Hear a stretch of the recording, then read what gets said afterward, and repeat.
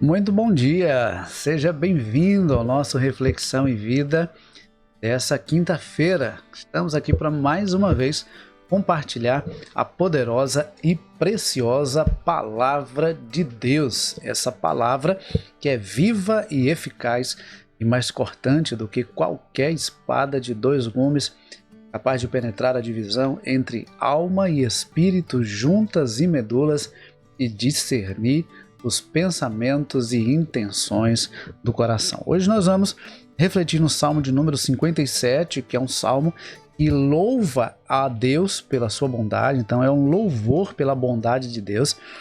Mas antes eu quero lembrar a você que o nosso programa vai ao ar de segunda a sexta-feira, às 6h30 da manhã, trazendo sempre uma mensagem de fé e esperança para o seu coração. Por isso, e se você ainda não compartilhou, é importante que você compartilhe também esse link aí nas suas redes sociais, para que outras pessoas sejam alcançadas pela palavra de Deus nesta manhã, tá bom? Vamos então para a nossa reflexão de hoje, Salmo de número 57. Este salmo provavelmente foi escrito quando Davi estava fugindo de Saul e ele se esconde então na caverna. Este salmo é um salmo que louva a Deus pela sua bondade, pela sua proteção e pelo seu cuidado. A palavra do Senhor então nos diz assim: tem misericórdia de mim, ó Deus, tem misericórdia de mim, pois em ti a minha alma se refugia, à sombra das tuas asas me abrigo, até que passem as calamidades. Olha, esse versículo aqui já dava para a gente passar a manhã inteira refletindo e aprendendo sobre ele. Porque ele já começa, assim como eu falei ontem, recorrendo à misericórdia de Deus. Ele se aproxima de Deus com seu coração contrito, com seu coração quebrantado e reconhecendo o quanto ele precisa de uma intervenção de Deus. Então, ele não chega com o coração altivo, ele não chega com um coração arrogante, prepotente, não. Ele chega com o coração contrito, com o coração quebrantado, com o coração humilde diante do Senhor, reconhecendo o quanto ele precisa do Senhor. Mas ele diz assim, olha, pois em ti a minha alma se refugia. Como eu disse, Davi provavelmente estava fugindo de Saul. Imagine que uma pessoa que está fugindo de alguém, ela vive apreensiva, ela fica preocupada em a qualquer momento ser encontrada, em a qualquer momento ser apanhada, em qualquer momento ser capturada. Mas uma coisa interessante é que mesmo estando fugindo, Davi se sente seguro. Por quê? Porque ele se refugia em Deus. Ele reconhece que a sua verdadeira segurança está em Deus. Quando ele diz, pois em ti a minha alma se refugia, à sombra das tuas asas eu me abrigo. Ele se sente protegido, ele se sente cuidado, ele se sente guardado pelo Senhor. E é exatamente isso que Deus faz conosco. Ele nos acolhe, ele nos protege, ele nos dá o refúgio, a segurança que nós precisamos. E aí ele diz assim, pois em ti a minha alma se refugia, à sombra das tuas asas me abrigo, até que passem as calamidades. Essa expressão ela é muito significativa, porque quando ele diz assim, até que passem as calamidades, não é que ele vai sair da presença do Senhor quando o problema for resolvido. Não, não é isso. A ideia que ele nos passa aqui é que todo e qualquer problema é passageiro para quem serve a Deus.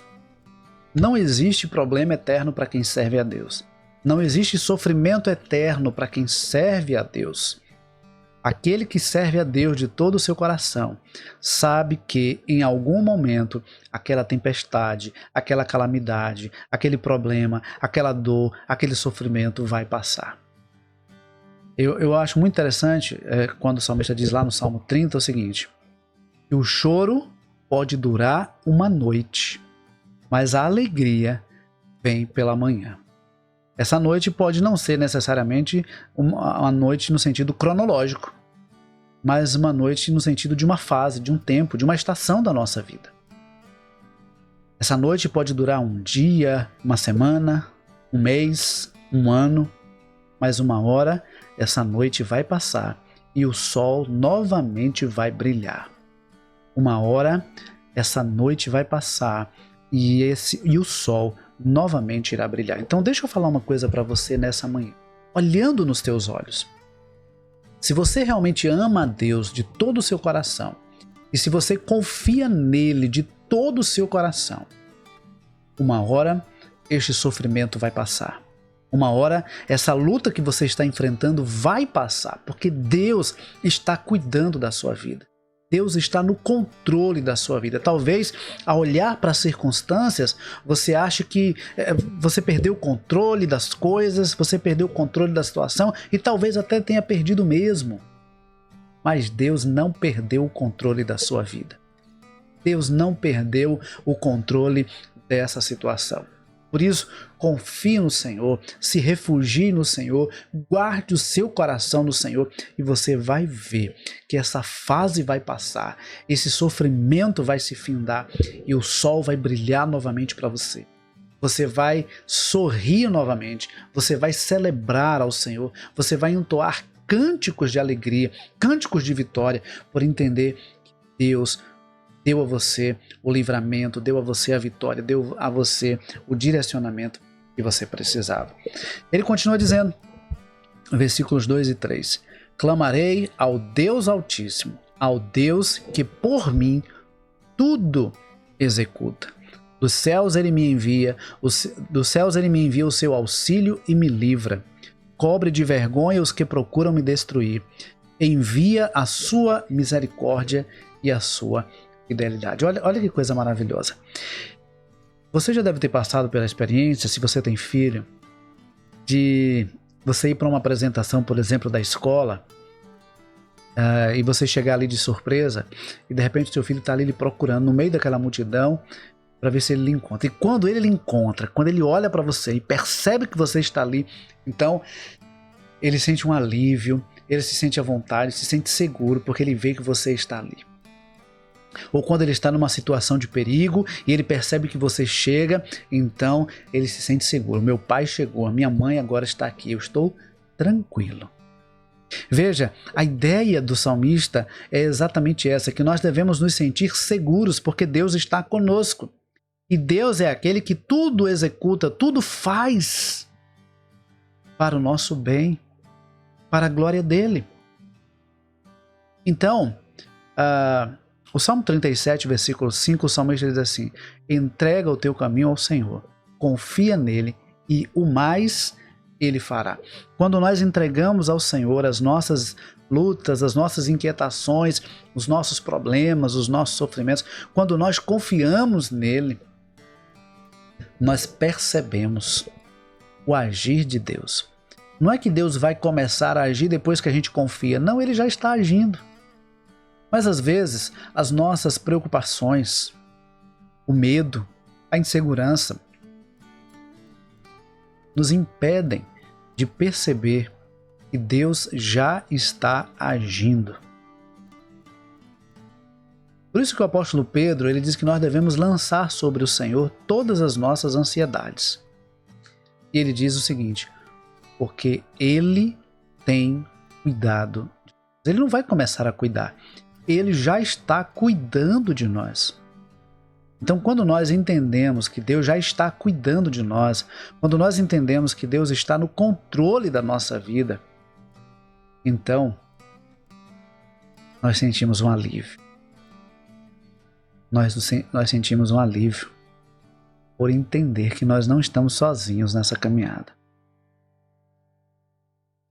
Versículo 4 ele diz, a minha alma está rodeada de leões, ávidos por devorar os filhos dos homens, lanças e flechas são seus dentes, espada afiada é a língua deles. Quantas vezes nós nos sentimos assim, como se estivéssemos cercados por leões?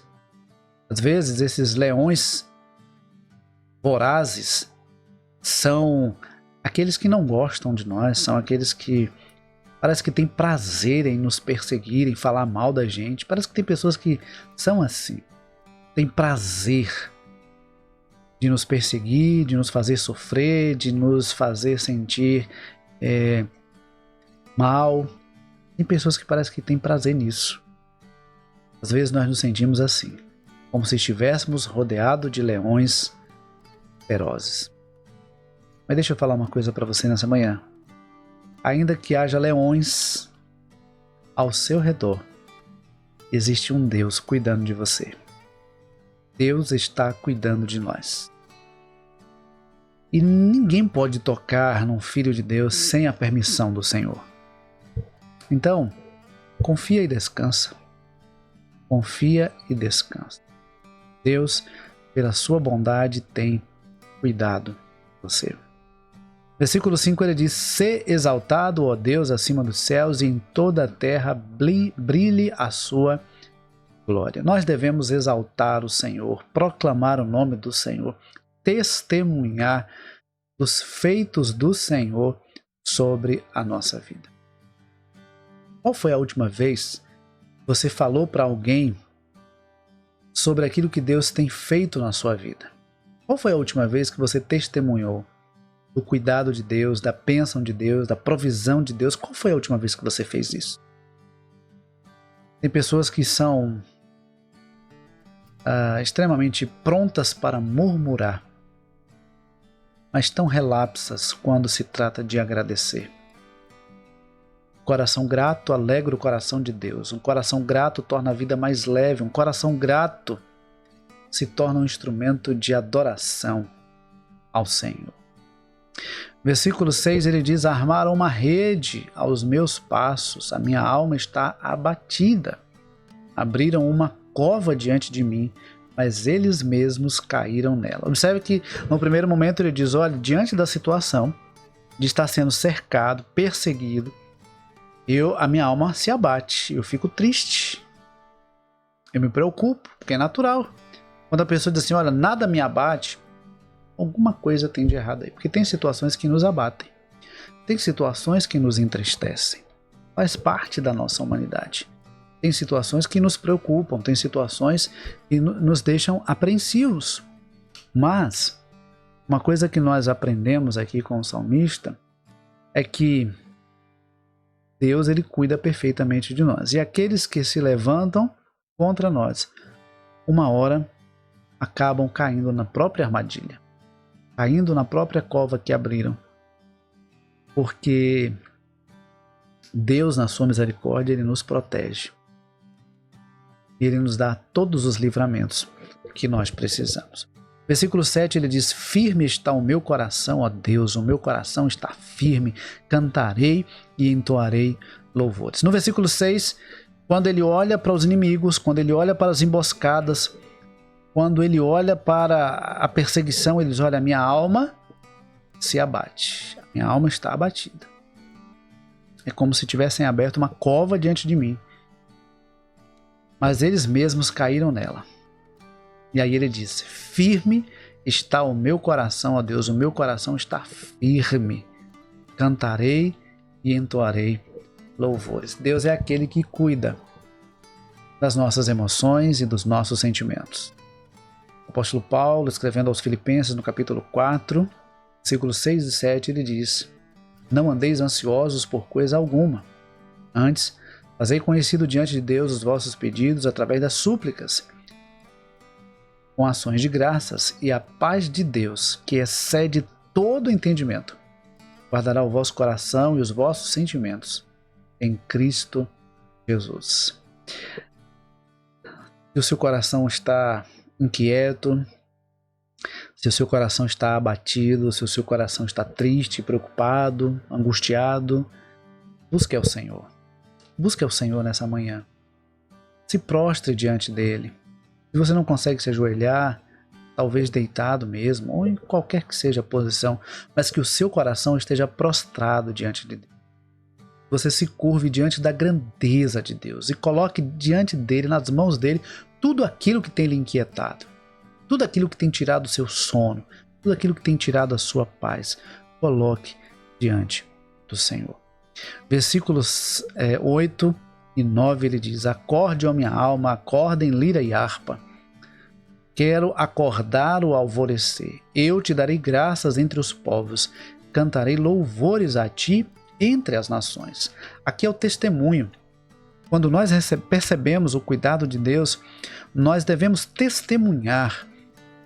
Devemos testemunhar daquilo que Deus já tem feito por nós. Não seja egoísta, não seja mesquinho. Testemunhe. Fale para as pessoas daquilo que Deus tem feito na sua vida. Por fim, versículos 10 e 11, ele diz: pois a tua misericórdia se eleva até os céus e a tua fidelidade até as nuvens. Sê exaltado, ó Deus, acima dos céus, e em toda a terra brilhe a tua glória. Portanto, tenha essa consciência de que a misericórdia do Senhor, a bondade de Deus, a fidelidade de Deus nos cercam, certo? No Salmo de número 23, o salmista diz: certamente que a bondade e a misericórdia me seguirão todos os dias da minha vida, e habitarei na casa do Senhor para todo o sempre. Bondade e misericórdia são as nossas duas companheiras. Bondade de um lado, misericórdia do outro, nos fazendo firmes e fortes para continuar a caminhada. Por isso, nos resta exaltar o Senhor, glorificar a Deus, por tudo quanto Ele tem feito por nós e por tudo quanto nós cremos que Ele haverá de fazer em nossas vidas. Que Deus nos abençoe. Estamos chegando ao final do nosso programa de hoje, mas antes eu quero pedir para que você que ainda não curtiu, curta esse vídeo, se inscreve no canal caso você ainda não esteja inscrito e compartilhe com o maior número de pessoas que você puder. Se essa palavra abençoou você, seja também um instrumento de bênção, fazendo com que essa palavra chegue ao coração de outras pessoas. Então compartilhe esse link aí no seu status, no WhatsApp, nos grupos que você participa, e envie para pelo menos uns 7 a 10 contatos no privado, convidando essas pessoas para ouvir a palavra do Senhor nessa manhã, tá bom? Deus abençoe, um forte abraço e, se Deus permitir, amanhã, 6h30 da manhã, nós temos um novo encontro marcado aqui no Reflexão em Vida. Deus abençoe e até amanhã, se Deus quiser.